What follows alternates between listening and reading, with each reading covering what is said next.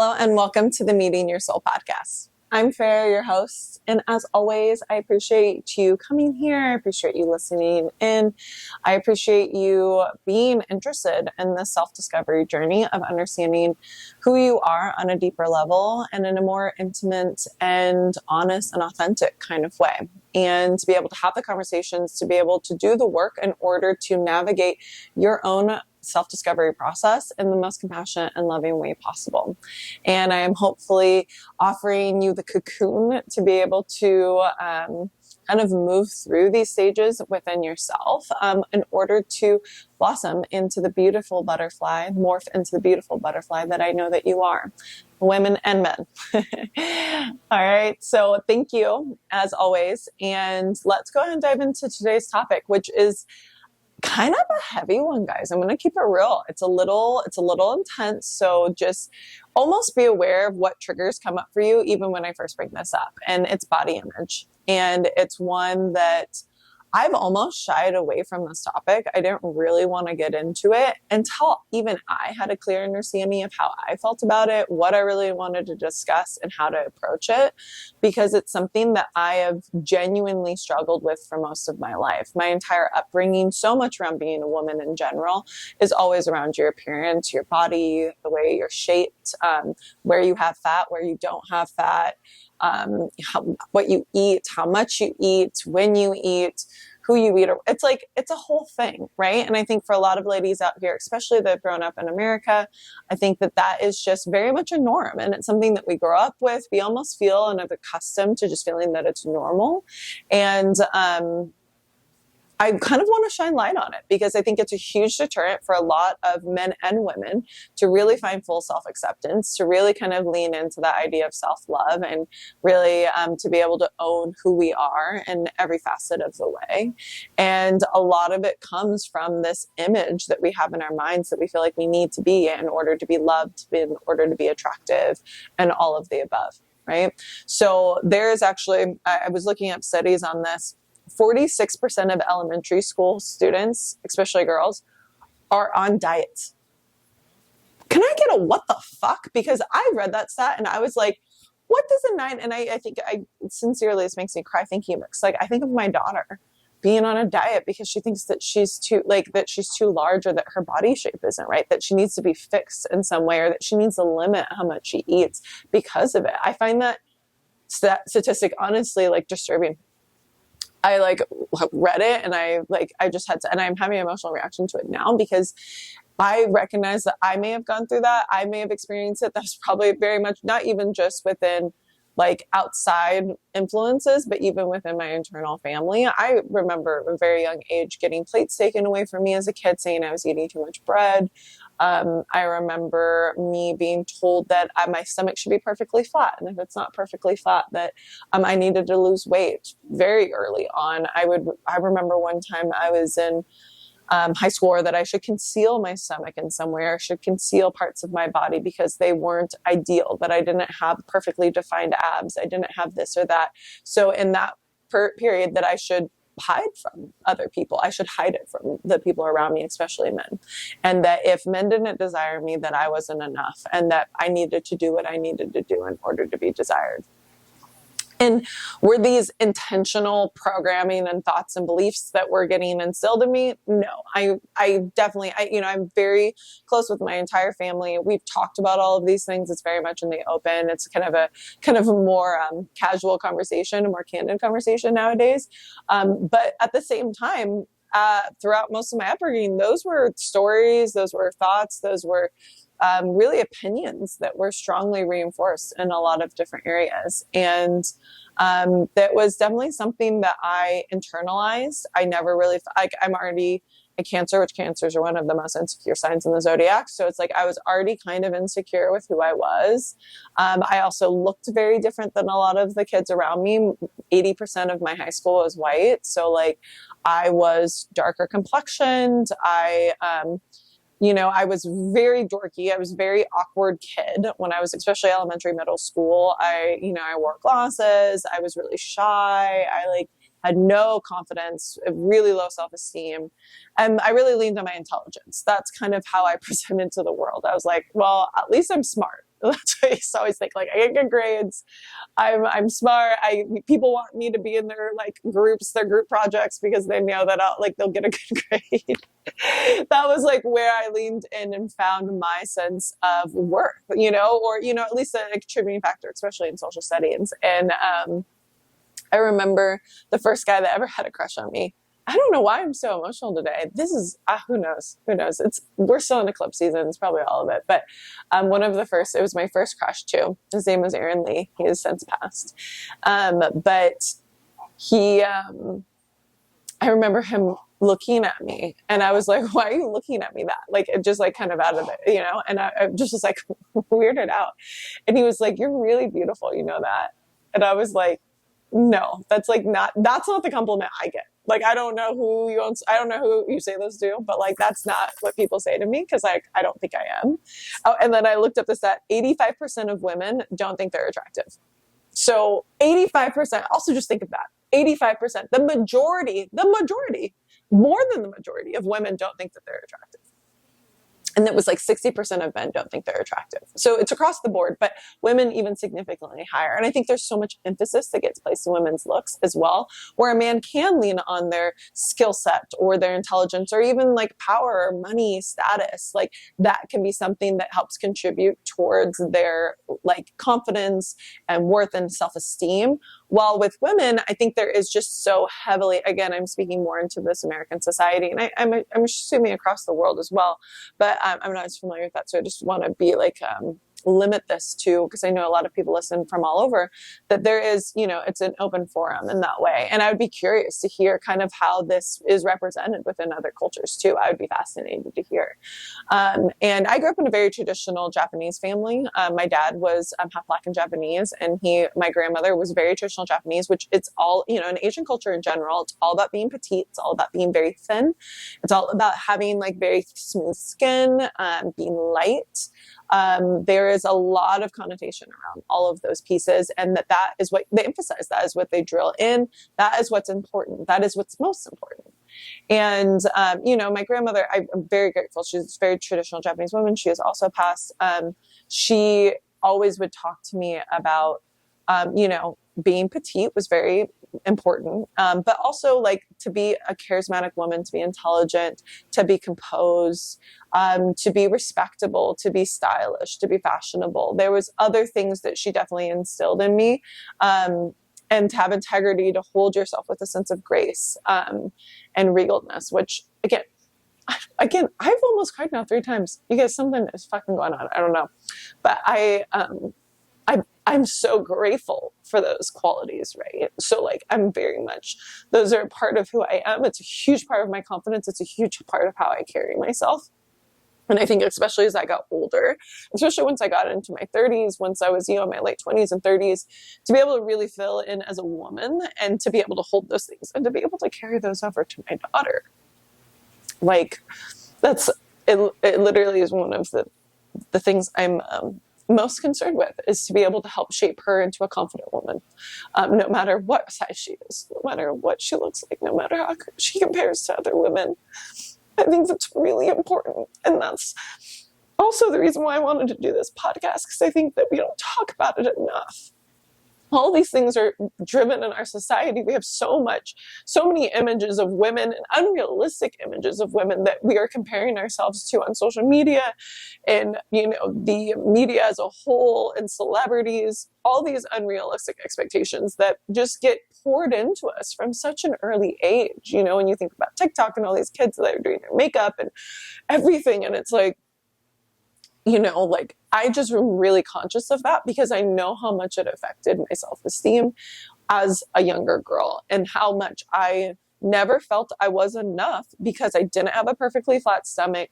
And then I wasn't this blonde hair Abercrombie model, which Abercrombie was huge when I was younger. So that was also a big part of like a lot of, self-esteem issues. And I think a lot of people from like this, millennial generation, Abercrombie set the stage for what was cool, what was attractive. Like everyone looked to that. But if you weren't a natural blonde with freckles, with a super long torso and just the right size boobs that you didn't need to wear a bra, it just wasn't working for anybody else, And I strive to be that. That was like the image that I like wanted so badly when I was younger, and I just wasn't it. And I think I molded into it. I got more comfortable as I got older. I also went through puberty, and like was it going into 8th grade, and I drastically changed the way I looked. So like my whole body, like puberty, like those hormones kicked in like, whoa.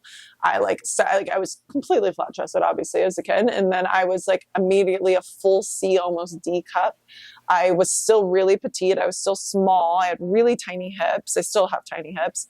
But it was just like, and then I just like, and then my glasses got off. I got contacts, waxed the brows, started doing my hair, like wore makeup. I like changed. I literally, people thought I was a different person. I went to school. I remember our first day of school in 8th grade. We went to like junior high, and all the middle schools merged, and everyone thought I had switched schools. They're like, what school did you come from? Where, you know, you've been in school with me since elementary, but it's cool. No big deal. Middle school definitely knew everyone.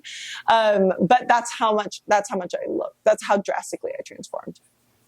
And so at that point, I was suddenly like catapulted into a completely different friend group. I've seen, and again, in this more like sexualized, attractive way. It was very foreign to me. I had no idea.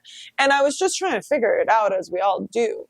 And again, then I think I almost leaned into being like almost hypersexual, because then I was like, oh, guys like this, guys like my boobs, guys like me being flirtatious, like guys like all of these things. It's almost like I just like like regressed in a way, because I was like, I leaned on my intelligence so much, and that is still very much a part of who I was. But then I was like, oh no, I need to be like a dumb like giggly girl for guys to like me and like be attracted to me. And it's like all programming. These are all things, again, being so conscious of what you read, what you see, and just noticing how that affects who you think you need to be in order to be received well, you know, and just really, really being mindful of that. And I think now I'm almost hyper aware of it. Now I'm like way too comfortable with myself. So I'm like, fuck everybody else. I'm not trying to be aggressive, but kind of, and so now I've leaned so much into my own worth and my own individuality. I recognize the importance of that above all else.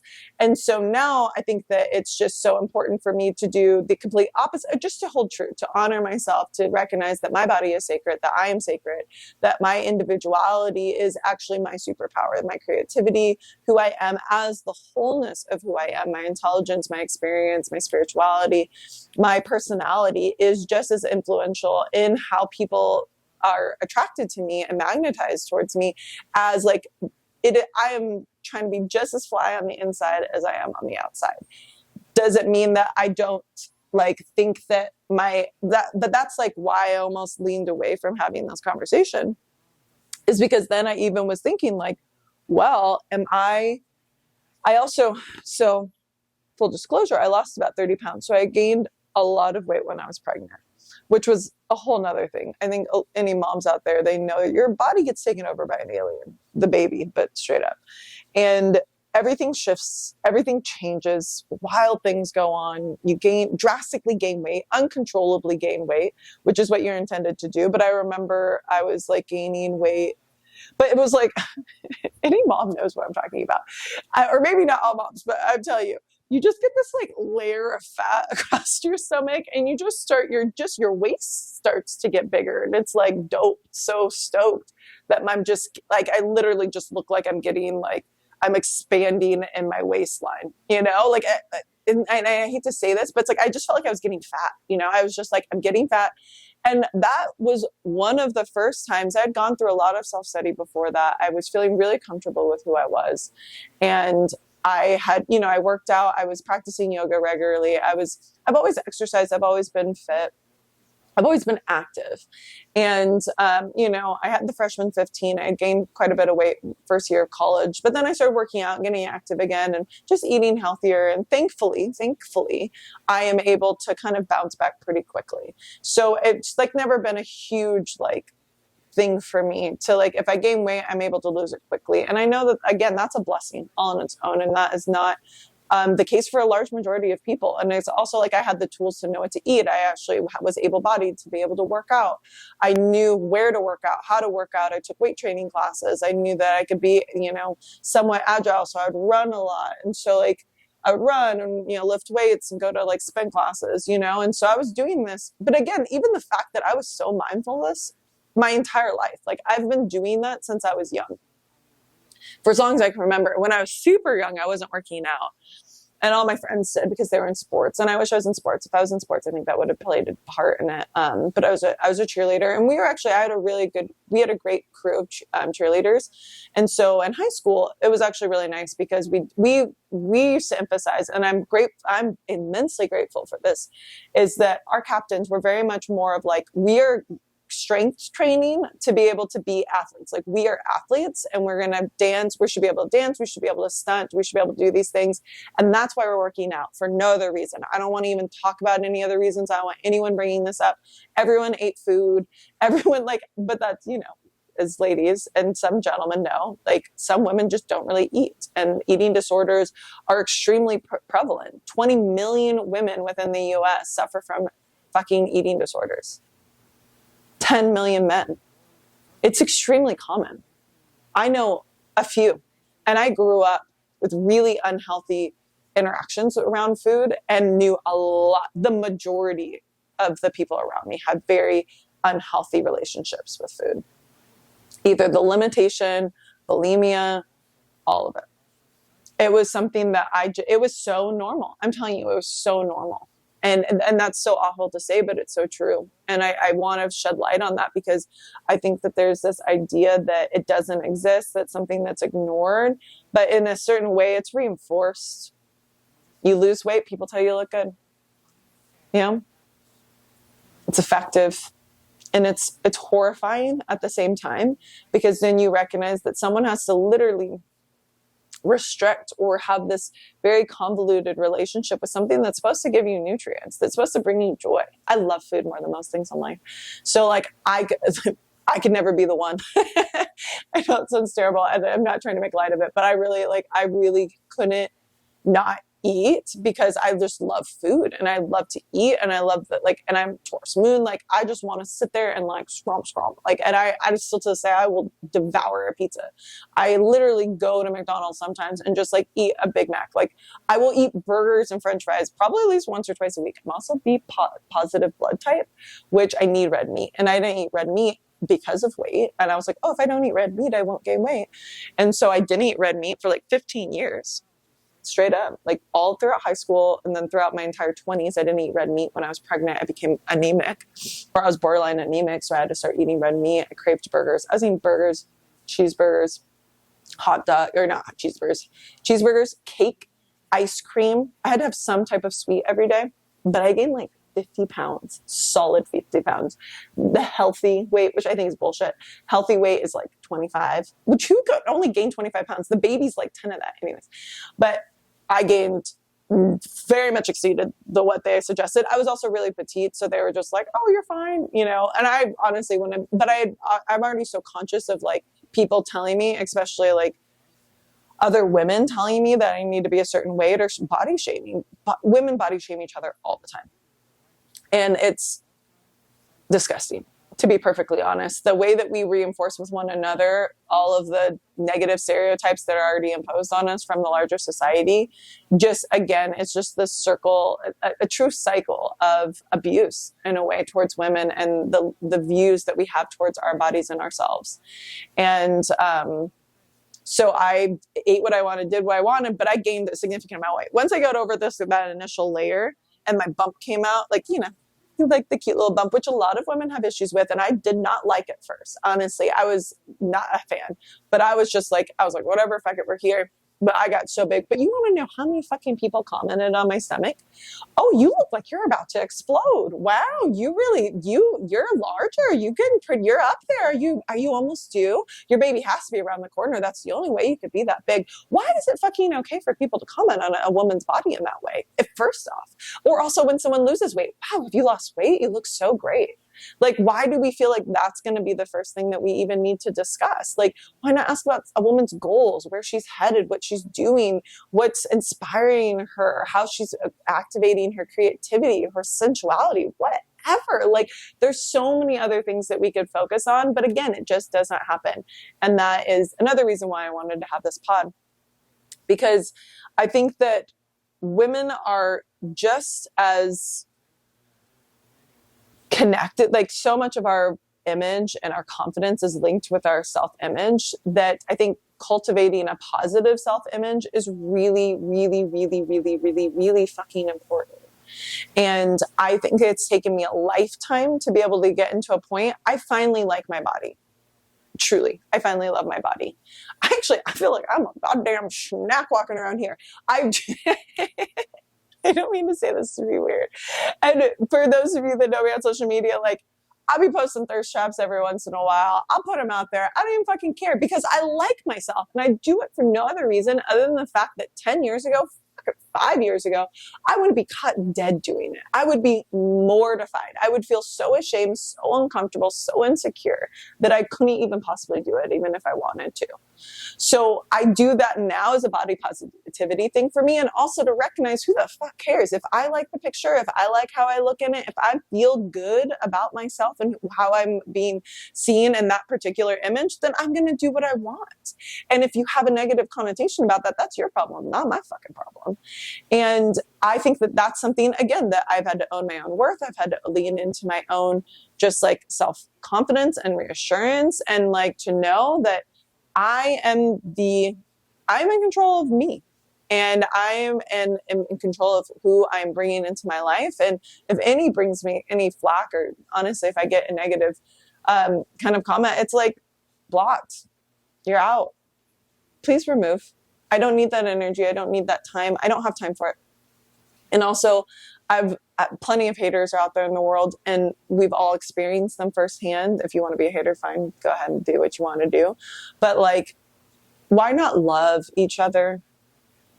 You know, why not support, especially women supporting other women? Why not encourage your friend to have a fucking donut if she wants to have a donut?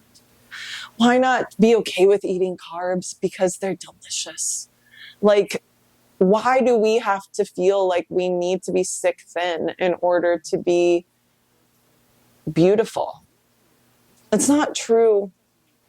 It's just simply not true. And so much now, I'm like, the only thing I am still slightly insecure about is my tush. And that's just because I'm so petite. And again, the one time then when brown women were then perceived in the media, like when I was in high school, is in this attractive way, or in this like bringing to the light even more, you know, outside of Black culture. But even there's, you know, that within that. And I was like, you know, mixed. So I didn't necessarily identify with the super curvy body. And then I was like, it was a whole slew of things. I felt like I just was this oddball that like looked like no one else and was like, just like weird and a total weirdo. And J-Lo came out and everyone said I look like J-Lo, but she obviously has got that ass for days, did not have that. So then I literally remember I was working at the gym. I talked a couple of my friends into like giving me like tips on how to like build my butt up. I was doing like those little leg lifts like every fucking day. Anyways, I was doing the most. But I then again, comparison is the thief of joy. I say it over and over. And it's like comparing yourself to anyone else is just going to fail you, because you are like no one else. You look like no one else. Your body is unique to you, and you're fucking beautiful just as you are. And if there's anything that you take from this podcast, that's what I want people to take from this, is that you are fucking gorgeous. You are so stunning. You are beautiful. You are perfect in every way. And not the perfection that is like this idealistic image that's unattainable. No, I mean the person that you are, and the way that you look, and the way that your clothes fit you, and the way that you just like hug that shit like nobody else can, girl. That's fucking you. That is you, and that is your superpower. That's why you're special. That's why you're unique. That's why you are spectacular. A fucking chef's kiss to you. Okay. And I want people to be able to own that, to be able to, you know, look at their bodies when they're looking in a mirror, to be able to recognize the beauty, the strength, the capabilities, what you've done within your life, the fact, whatever you've done, if you've created a baby, that you've created a baby, if you have stretch marks, all good. That created a human life within you. If you have gained weight for any other reason, or, you know, are missing limbs, like whatever it is, like there's no one else that looks the way you do, that has been through your experiences and holds the weight and the value that you do within your own soul. And when you tap into that, that magnetism that gets exuded from you is literally unmatched. And people always will tell me now, I love your energy. I love how you good vibes. I just love what you put out into the world. I love the way I feel around you. And I can tell you 1000% that that is much more influential in how someone perceives me than anything else going on within my life. And maybe superficially, they might see some other things leading up to that, but that's what's going to make the lasting impression. That's why people want to be around me. That's why people want to be in my presence. And I truly, and if a man, trust me, if a man is just telling me how beautiful I am, or just is commenting on certain things, but doesn't speak to any of the other traits and things that I bring to a relationship or into someone's life, I'm not entertaining it in the least bit. And I can tell you that right now, because I know that what I have to offer is so much more multifaceted than just my appearance. And like I was saying before, like we're all going to gain weight. We're all going to lose weight. We're all going to age. We're all going to get wrinkles. I have a ton of wrinkles. I have so many wrinkles around my face. And that's something I recently kind of got a little insecure about. And then I was like, no, this is wisdom. These are like smile marks because I laugh, because I'm happy, because I have joy in my life. Like I got a little bit right here, which I'm trying to smooth out. Also, I just noticed I do that when I'm kind of stressed. So it's like a stress mark. So like, let's reduce that a little bit. Just let's reduce the stress. But again, whatever. What can I do about it? Use a good moisturizer. Okay, I'll do that. But I should just do that anyways. And like creating a lifestyle that's supportive for not your well-being, holistic well-being, I think is what's most important. And that's what I really wanted to talk about, was like how to cultivate a more positive body image. And, you know, body positivity is like this big movement right now. It's coming out. And it's really just this idea that you are able and deserving to feel like you are gorgeous exactly in the state that you are in this moment. And that you do not need to compare yourself to anyone else, because they are not you. And who you are is exactly how you are meant to be. God does not make mistakes. Sure doesn't. I can tell you that he did not make a mistake. She, he, whatever, they did not make a mistake on you. And owning that, really believing in that, I think is the first step towards more body positivity. And that's like the first step I had to take. So much of it was my negative self-talk and the things that I would say to myself about anything. And so I, you know, if it was, again, that my hips are smaller, I would feel like kind of insecure about them, or compare myself to other girls like Kim K. Ain't got that ass. Definitely won't. And I never will. And I'm not going to get ass shots. I've thought about it. I will not have thought about it. And plastic surgery is so prevalent. So many people change things about their bodies. There's literally an entire medical field based on the fact that women and men feel insecure about their bodies and want to change themselves in some way. So I have never done anything. I don't want to ever do anything. Multiple of my friends try to get me to get Botox. Or, you know, I know a lot of girls that get filled. Whatever, you know, and no judgment. You boo, do what you want. But at the same time, I do think that there is this emphasis on just leaning into why you want to get something. What's the conversation? What's the story that you're having with yourself about that particular thing? Or, you know, trait, characteristic of yourself. And recognizing, is it because there's lacking in some way? Is there a desire to be like someone else? Or can we take ownership in our unique look and our unique appearance to be able to recognize that sometimes, and we don't notice this, how feeling comfortable with who you are and honoring your beauty, how that can inspire others to do the same. How, if you think of younger women or younger men that look at you and you're feeling confident that you like yourself, that you're owning you, who you are, that you inspire them to do the same, and then remind them that they're okay too. And I think that that's like, you know, I always get emotional about these things. So I think of my daughter, I think of what, you know, role model I'm setting for her. And that was so much of why I just kind of went down this, you know, self-discovery and self-love journey with my appearance in particular, because I recognize, how can I tell her to love her body if I don't? Period. And so like, why don't I love my body? I know she's going to go up against the same things. So like, I might as well get a head start to try to figure it out. And so what are the stories I'm telling myself about my body? What are the things that I said I was, unsure about, critical of? I think it really changed a lot of how I was showing up. And it gave me the opportunity just to be more honest with myself all around. And I wanted to create and cultivate a lifestyle that I felt like was conducive for me to really show up in the best way, not only within my internal body, but also within my external body. And so I decided, as I mentioned, I gained, 50 pounds after baby came out. I still was, 40 pounds heavier than I had ever been. So I just started to recognize some different habits around my eating, around my activity levels. I've always been super active. I wasn't active at that time. That was also during COVID. I just wasn't out as much. I was also drinking more alcohol, more wine and stuff, because you're just at home. So it's like, and so like, I just wasn't as physically, finding active as I've been pretty much my entire life. And so my one goal was like to move my booty every day. So I remember I set this goal. I was like, okay, I'm going to start moving my body every day. I'm just going to start exercising. If it's dancing, I'm going to get a sweat. So I'm going to dance 10 minutes. I'm going to go for a walk. I'm going to move. I'm going to do something to kind of just initiate, to just like cultivate some kind of heat within my body and to feel good. Endorphins also come up when you work out. So like, I knew that was going to be helpful for me. I also started paying attention to like intuitive eating. What am I eating? Why am I eating this? Stress eating was a huge part of my life during that time. I literally every time I would get really stressed, I would literally shove a handful of chips into my mouth. I caught myself doing it two times. And that was after I was conscious of it and I was trying not to do it. So like, it was so much a part of my like way for me to cope. It was one of my coping skills that I had to cut that out. Once I cut out stress eating, I lost 15 pounds almost immediately. It was within like 3 weeks, I lost 15 pounds. So like, that shows how much I was doing it. So once I stopped doing that, I recognized, okay, I'm going to start, what am I hungry for? What is like really, what am I craving? I am B positive, so I need meat.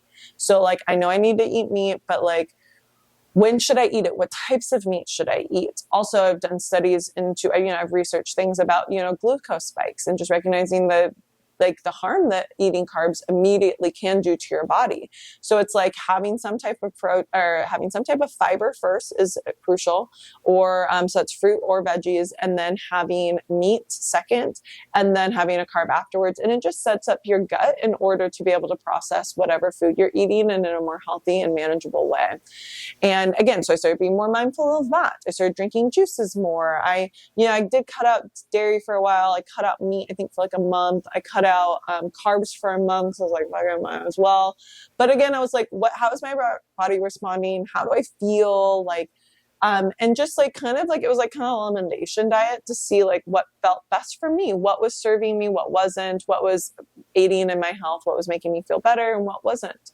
And I got really clear on that. And I also started taking like a pre and probiotic that I think made a huge part. I take the C probiotic, symbiotic, Symbiotic is what I think it's called. And it is fabulous. I'm telling you, hands down, I never get bloated anymore. I feel like my gut health is like tip top shape. I feel so good. I feel more energized. Like, it has made such a huge difference within my life. Hands down. If you've never heard of it, look up seed.com. I heard it on a ton of different podcasts. I think almost 30 girls were talking about it. And I've been hooked ever since. And I swear to you, all my life is the only time I've ever had defined abs has been like within the last couple of years. And I'm telling you, is because of the seed probiotic. And I'm not trying to like gas it up like that for no reason, but I'm dead ass. I did not have abs before and suddenly I did. And I think I obviously work out a ton. I also practice yoga. I teach yoga regularly. I don't go to the gym. I pretty much walk and do yoga is like my two things that I do. I do dance. I like to dance. So I'll dance around my house. I'll get up a sweat doing that. So I'll dance. And then I walk a lot. I do multiple walks a day. And then I practice regular yoga as well.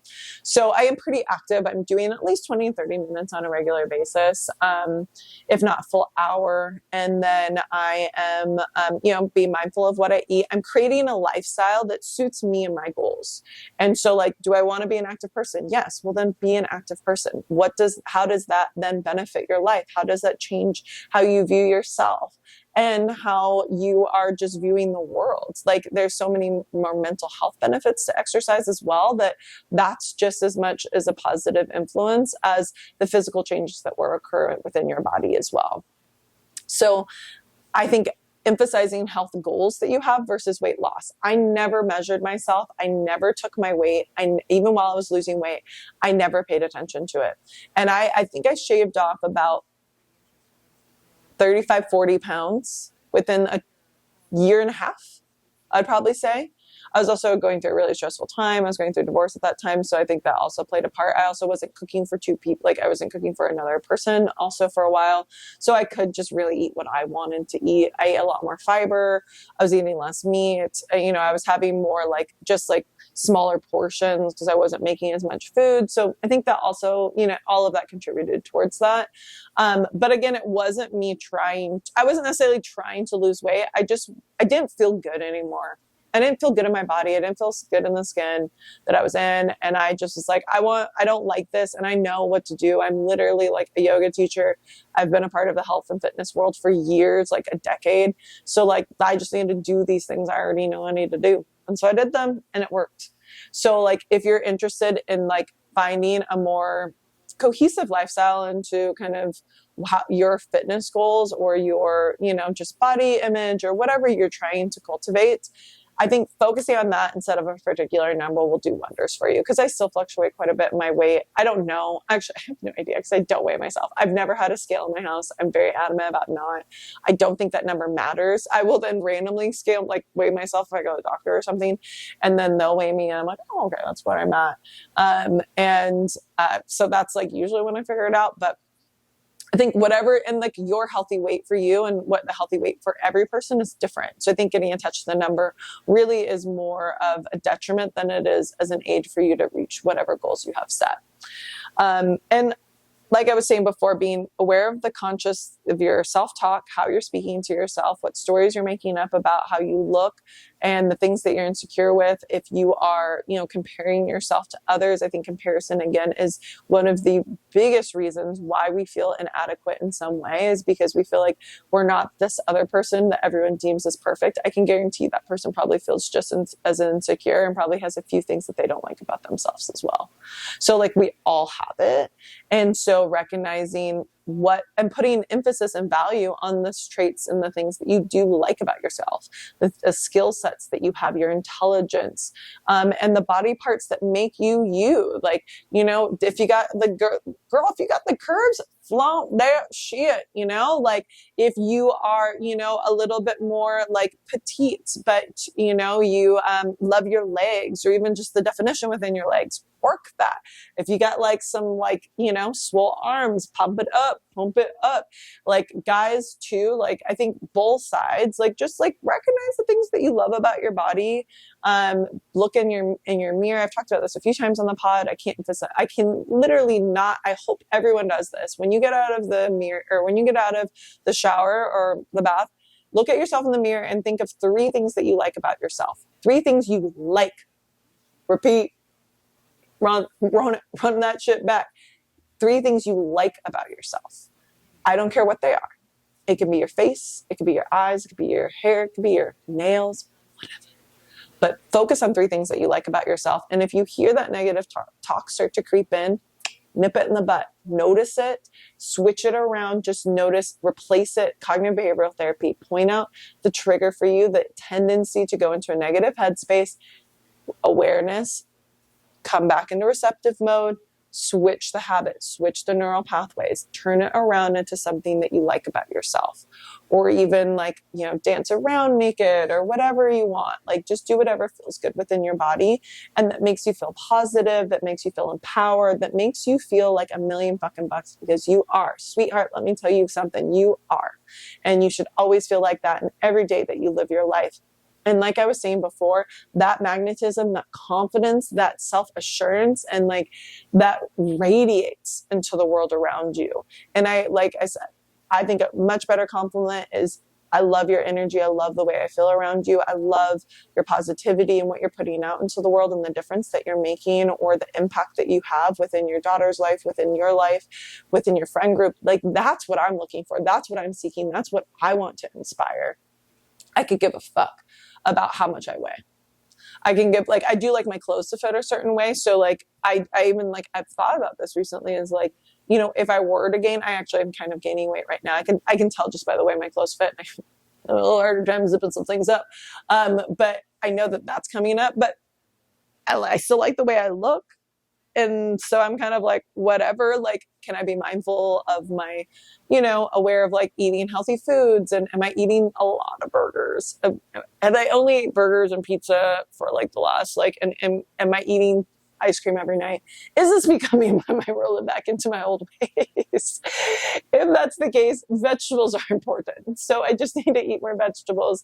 You know, have a clean protein, incorporate a fish a couple of days a week. I made salmon and kale last week with some like quinoa.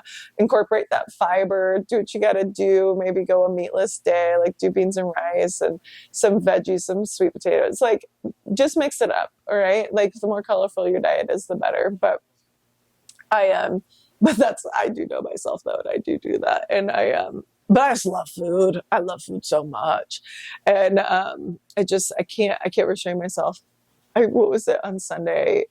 I woke up, I had ramen, that like Japanese, like fried chicken, wontons, fried wontons, and pizza, and like a whole bowl of ice cream. Yeah. I ate that shit. Did I eat all of it? Like, no, I had like portions of it. Did I eat like full servings of it? I ate until I was full, which I always do. But, well, I just went in. I definitely indulged a little bit. But again, I like to treat myself. I like to do those things because I don't want it to be a negative connotation. I don't want to create a negative self-talk around food.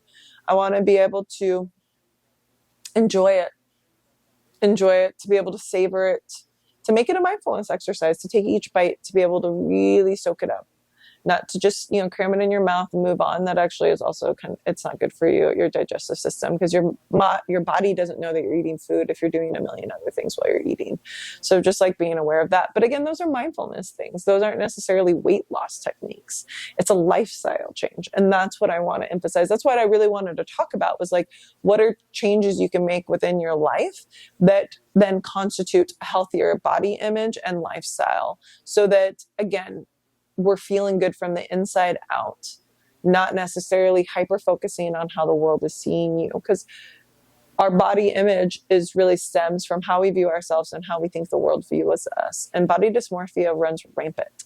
And our image of how we see ourselves can be drastically different than the world around us. And I also know for a fact that, you know, like, you putting so much emphasis or value on how others are viewing you is also not going to bring you joy. Start with yourself. Like yourself first. Love yourself first. And then the rest will come. Okay? Alrighty. I think I talked about everything. 5 ways to cultivate positive body image. 1, health goals, not weight loss. Removing comparison, being conscious of negative self-talk, appreciating your body and everything you've accomplished, everything you've created. If you have stretch marks, baby girl, you got those because you created a beautiful life.